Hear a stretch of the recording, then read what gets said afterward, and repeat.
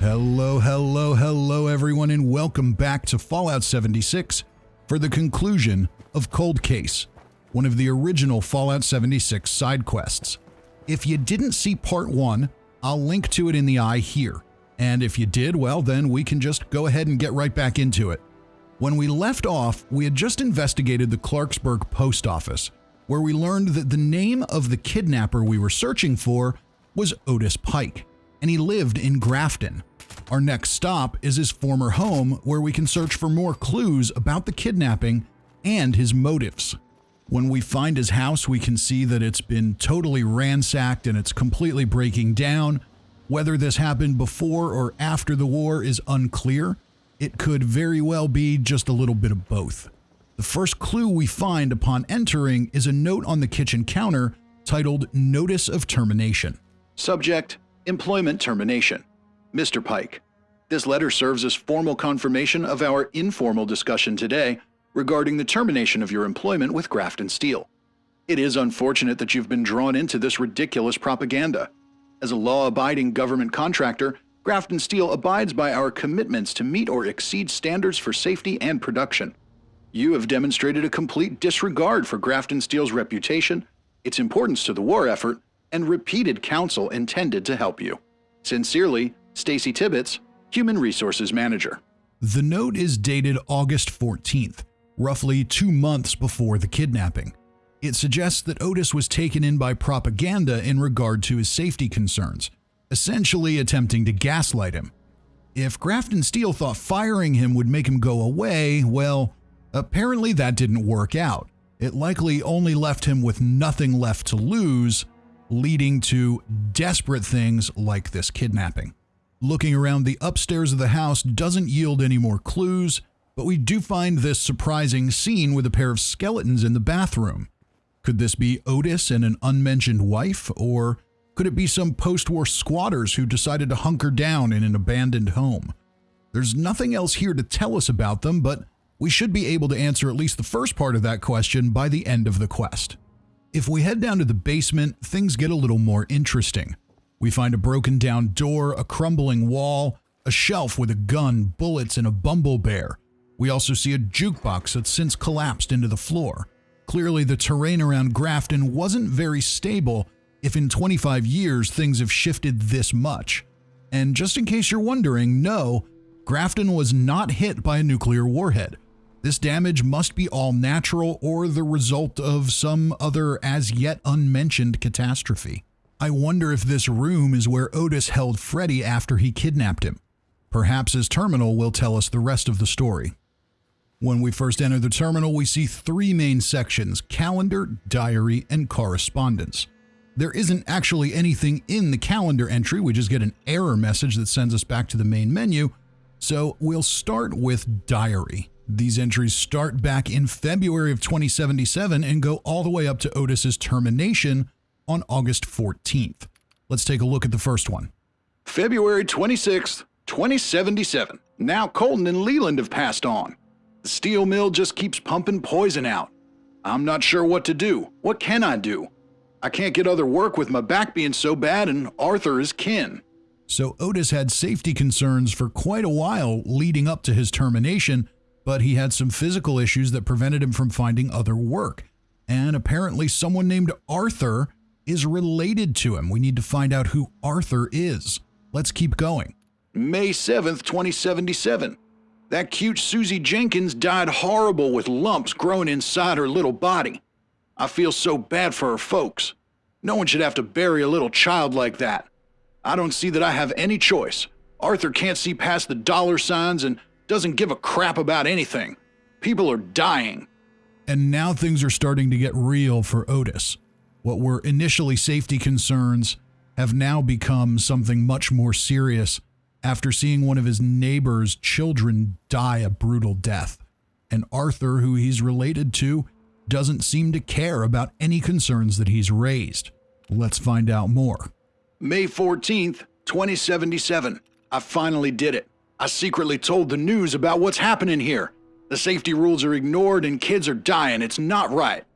June 28th, 2077. Ooh boy, I stirred up the hornet's nest.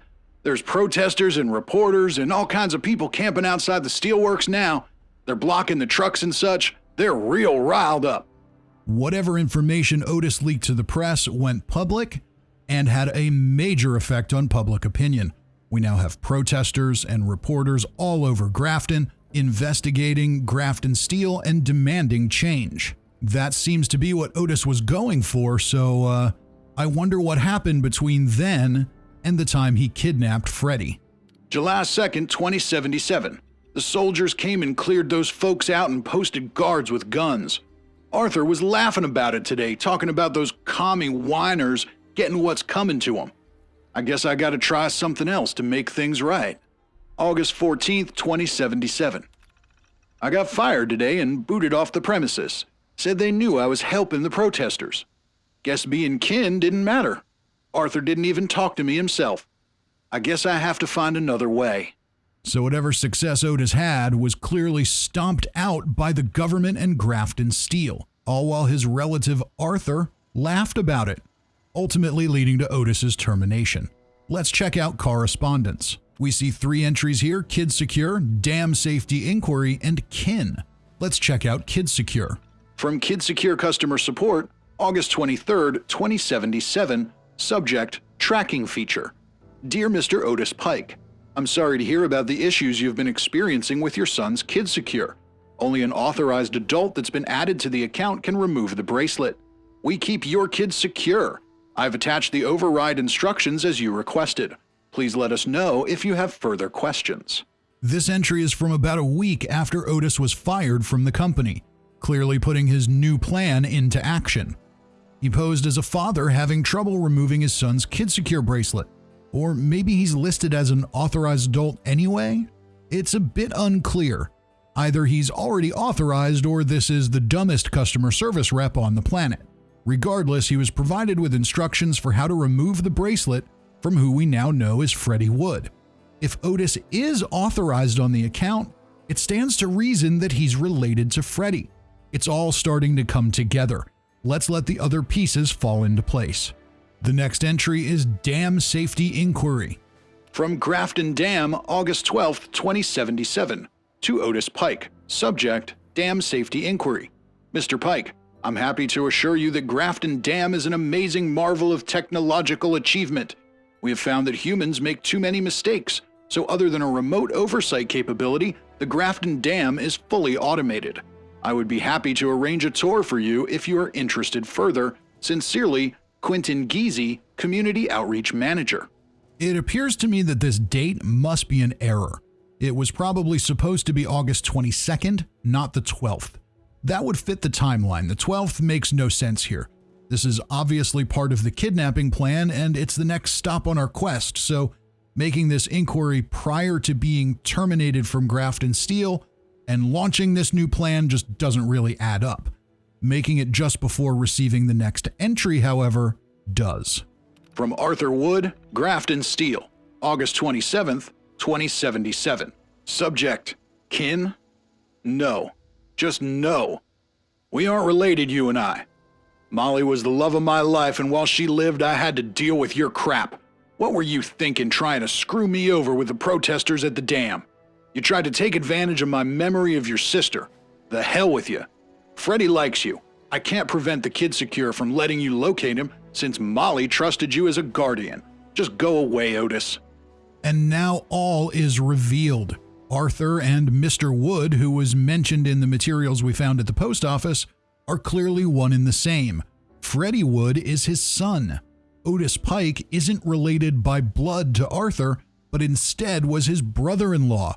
Arthur was married to Otis's sister Molly, who apparently died at some point, likely somewhat recently. So now not only are we dealing with public health and safety issues, corporate corruption, and financial insecurity, all of that is now made personal, with our associated characters coping with the loss of someone they likely all loved immensely. All of that with Freddy, who's just a kid who also has to deal with that loss, stuck in the middle. The next stop on our journey is Grafton Dam, where Otis made inquiries. He wanted to know about safety, but presumably that was just a smokescreen to learn about the layout and security. It must be where he took Freddy after grabbing him from the water park. When we first arrive at Grafton Dam, we see that the place is now occupied by super mutants.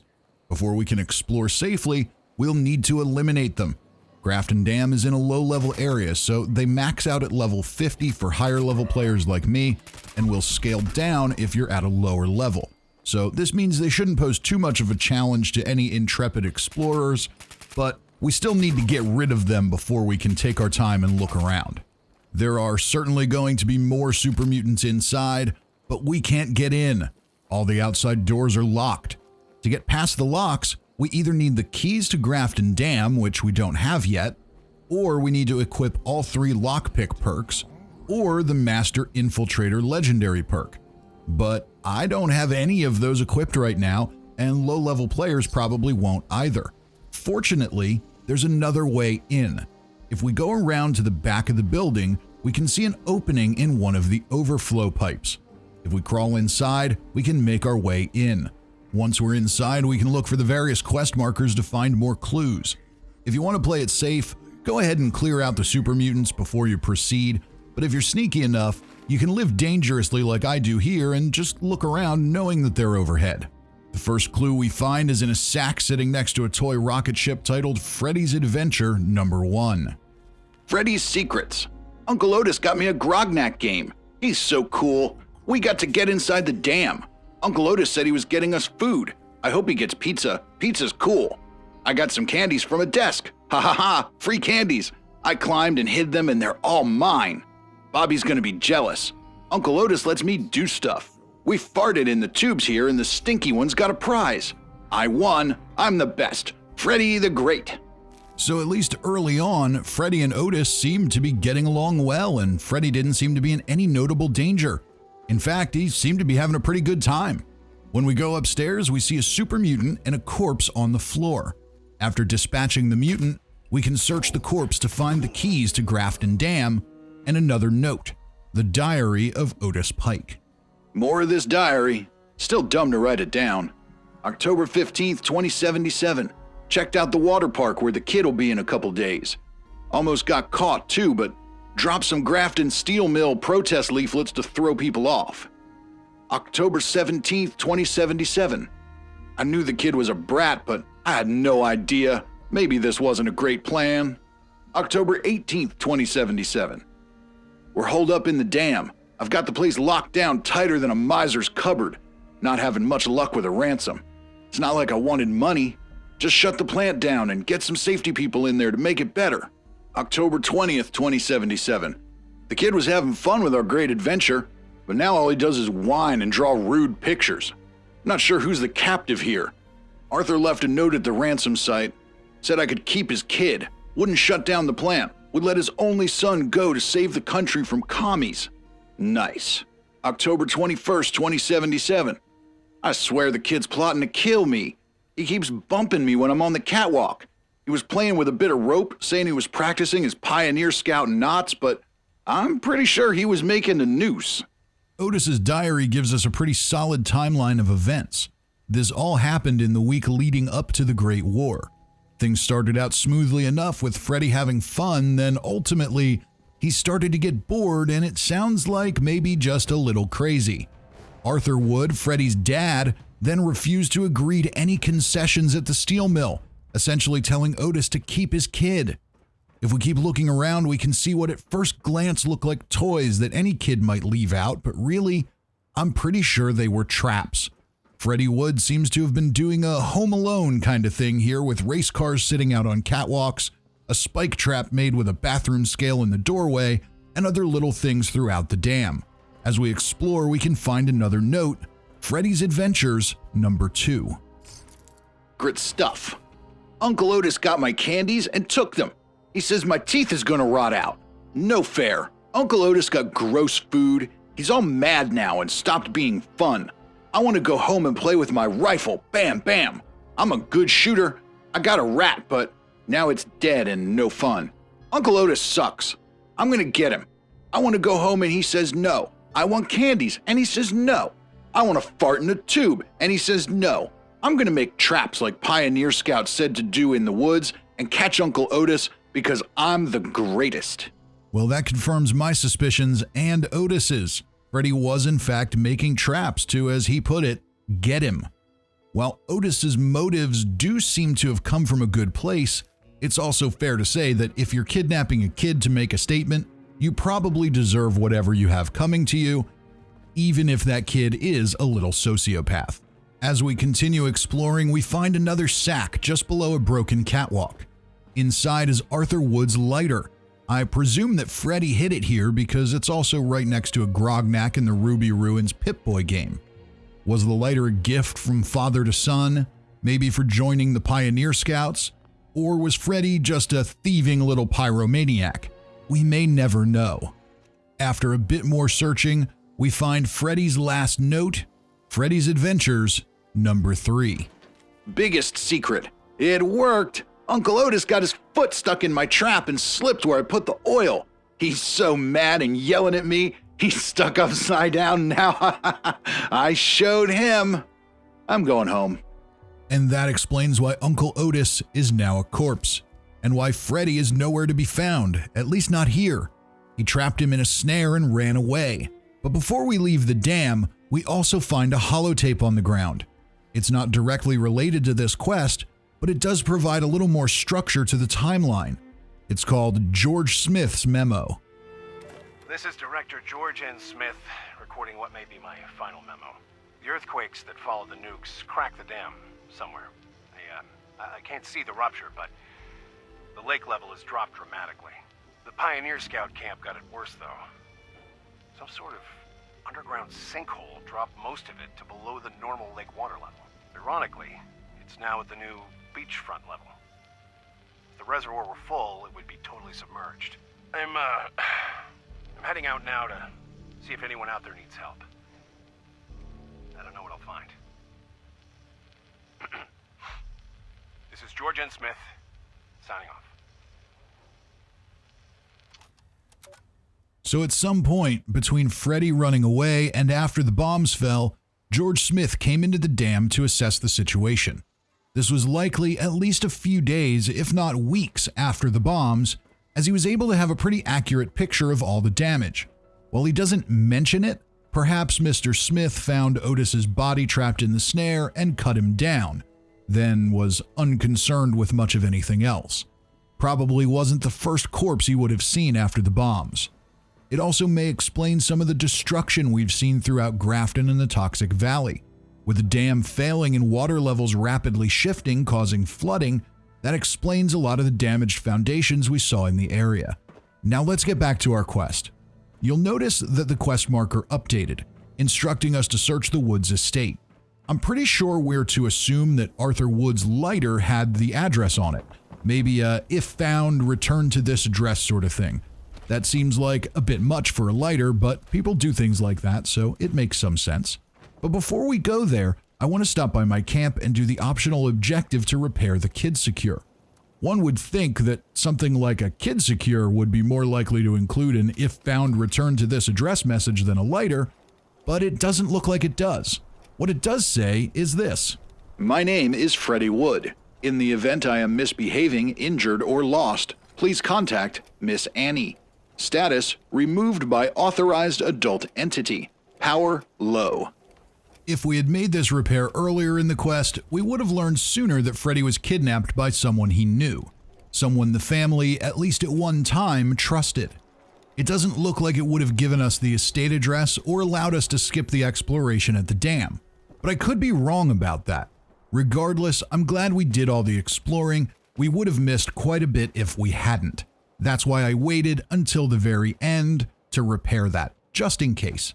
With all that out of the way, it's time to explore the Woods estate, which is located northwest of Clarksburg. We can see that it's now being picked over by some raiders who don't pose an immediate threat, but might get a little chatty in the background, so let's murder them. These raiders aren't inherently hostile to me because of my reputation with the crater, but depending on where you're at in the Wastelanders quest, that might be different for you. Now that they're out of the way, we can do a little exploring. We can see that there at one time was a functional greenhouse here on the grounds, a nice little gazebo in the background, And looking over here, we've got a large detached garage. Definitely at one time, this was a nice place. But today, it's now covered in toxic residue, just like everything else in the Toxic Valley. And the home is completely destroyed. Let's go inside and see what we can find. We won't find anything particularly notable on the lower floor, but when we get upstairs, we find a terminal, and inside the desk, Freddy's hasty note. Daddy, I can't find you, and I'm scared. I hear lots of sirens, and a man says I gotta go with him to some secret place now. He said Daddy gave money so I can go to the vault and be safe. Uncle Otis is at the dam. We had a fun time, except he was mean, so I left. Where are you? Freddy was pretty lucky. He made his way home just in time for VaultTec to whisk him away to safety from the war. It's unclear which vault he was taken to, or if his dad managed to make it there as well, but we now know that Freddy lived, at least long enough to get taken to a vault. Depending on which one it was, his ending may not have been very pleasant, but we know he survived at least this long. Let's look into the terminal and see what else we can find out. There are 3 main entries here: personal, company business, and estate controls. We'll take a look at personal entries first. Molly. Arthur, my dearest, I am both frightened and excited that we will soon be parents. I'm so glad you've agreed to let Otis work with you at the mill. I know he irritates you, but he's my only brother and I love him. I've done a silly thing and ordered a very expensive thing for the baby. I hope you don't mind. I love you. You're Molly. So here's a little bit of backstory on Molly and the ordering of the kid secure. Also making it clear exactly why Otis was listed as a trusted guardian. So now things start to make a little more sense. Our next entry is Camp Tomahawk. Dear Mr. Wood, thank you for giving us the chance to make your son Freddy a pioneer scout. We are thrilled that he will be attending camp with us this summer, as we have healthy activities planned to enrich his experience. Please don't hesitate to contact us if you have concerns or questions. Scoutmaster James A. Johnson. So here again, just lining up some of the things we've seen. Freddy was indeed a pioneer scout. And our next entry is Nanny Annie. Mr. Wood, thank you for your recent inquiry about upgrades for your Miss Nanny model. I've dispatched a catalog to you in the post with our newest innovations. Please let me know if I can assist you further. Respectfully, Jeff Perry, General Atomics International, Sales Manager. And this explains why the Woods' Miss Nanny is actually Miss Annie. They got some custom upgrades from General Atomics, likely because they are very, very rich, or at least they were, because now they're probably all dead. And our next entry is VaultTec Project Safe House. Mr. Wood, to answer your questions, yes, there is room for both you and your son. Yes, your war efforts are greatly appreciated. Yes, you can arrange for your son to be delivered to a safe location in the event of war, since you will likely be separated from him. If he is at either location you specified, his home, his school, we will be able to assist. No, his nanny will not be able to join him. Regards, VaultTec. It sounds like Arthur Wood was quite comfortable letting Miss Annie do the work of raising his son. After being willing to let Otis run off with him, it seems that he's a pretty detached parent, even hoping to let Miss Annie raise him inside the vault. This could also be a part of Arthur's grieving process after losing his wife. Freddy would no doubt be a constant reminder of her. Perhaps on some level, Arthur couldn't handle that and kept his distance. Let's look into the next section, company business, and our first entry is safety data. Mr. Wood, I'm afraid the worker safety numbers this past quarter have increased drastically over the previous quarter. This might look pretty bad if released to the regulatory board. Even with our government-preferred status, Grafton Steel would take a lot of heat. Maybe we can adjust the format of the report? This is just another argument for automated workers, though. Repair costs are a lot cheaper than lawsuits. What do you think, Stacy? Morale. Mr. Wood, worker morale has been plummeting. I started asking around, and I think Otis Pike is bad-mouthing the company. With your permission, I will arrange for his activities to be watched more closely. Respectfully, Stacy. Termination. Mr. Wood, I've terminated the problem employee and reported his commie leanings to the authorities as you requested. Under the Wartime Workers Act, he could hang for treason if you want to press this issue. Please advise, Stacy. So we're going to need to unpack this one. So far, most of these entries have just been a little background on things that we already knew, but now we've got a whole new element. Under the Wartime Workers Act, it looks like his employer could have pressed the issue and had him executed for his crimes against the state. I don't know if Arthur would have done that. It doesn't appear that he did, but we've got one more entry to check out. It's titled Production. Mr. Wood, our numbers are dropping fast. I think the workers are intentionally damaging automated help. I'm not sure they're going to be the best solution in these turbulent times. Can you investigate whether conscription is an option while we wait for the delivery of more automated workers? Regards, Stacy. You have to love how these people just discuss this like it's a normal thing. Conscription? Now that Grafton Steel is suffering production losses because workers aren't cooperating with their mistreatment and replacement by robots, the company isn't considering ways to boost morale. They're not considering incentive programs or any positive changes. They're talking about forcing random people to work in their factory until more robots can be sent. Is it really any wonder they weren't willing to listen to safety concerns? Is it really any wonder that they had no problem polluting the entire region, knowingly killing workers and their children? Grafton Steel is a perfect caricature of capitalism run amok, a caricature that the Fallout universe is very good at incorporating. With all of these things now known, it's time to return to Miss Annie and let her know what happened to Freddy and wrap up the quest. You are returned. And my Freddy? We have a number of dialogue choices we can make here. Ultimately, they're all going to lead to the same place because this is one of the original quests in the game, so this is not a branching dialogue kind of situation. But you've got some interesting ones here. You can say Freddy was a real piece of work, ask her about the notes you found, show her the repaired tracker, but in this case, we're just going to say, I didn't find Freddy, but his last note offers some hope. This you found at the home? Oh, my poor child. Such fear. The writing says he went to safety before the bombs. This means he could live. Merci. These things I have found, you must take as reward. With that, we complete the quest Cold Case. The rewards for the quest are actually pretty good too, considering that it's really geared toward players in the early game. Here I got a plan for the 10mm submachine gun, an armor mod plan, and we also got a unique weapon, the Perfect Storm. It's a unique 1-star 10mm submachine gun with a special legendary effect that adds burning damage. For high-level players, that weapon isn't particularly useful, but at lower levels when enemies are weaker, that little bit of burning damage over time can come in handy. And that, ladies and gentlemen, is going to bring this story to a close. We learned all about just how corrupt Grafton Steel was, exactly who kidnapped Freddy Wood and why, how parts of the Toxic Valley likely became so damaged without having been bombed, and of course we learned that Freddy Wood survived the war in a vault. Which vault? We don't know for sure, but I have a feeling that it's Vault 76. It would have been close to his home and was known to house the quote-unquote best and brightest people. Perhaps that means the ones who were most successful in the pre-war world.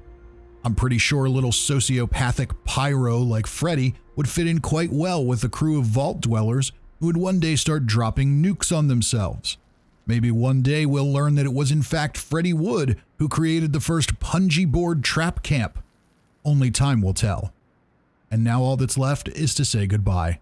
I hope you enjoyed this story. If you did and you want to see more, I do hope you'll go ahead and subscribe, hit the like button, leave a comment, and let me know. There's always a lot more to come on the channel, and I hope I see you all next time.